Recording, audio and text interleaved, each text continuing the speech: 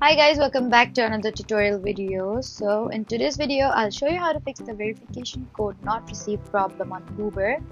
So if Uber is not sending your verification code by SMS or email, just follow along. First, make sure you entered the correct phone number or email address linked to your Uber account. Next, check your phone signal and make sure you can receive normal text messages.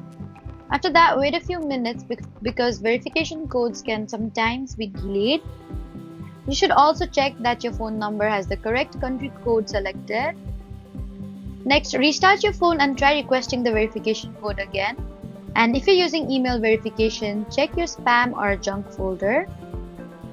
Next, you need to make sure you're not using a VPN as it can sometimes cause login verification issues. Next, update the Uber app to the latest version from the App Store. And if nothing works, you need to contact Uber support for help assessing your account. So those are the best ways to fix Uber verification code not received problem. Don't forget to like, comment, and subscribe for more helpful tutorials. Thank you for watching.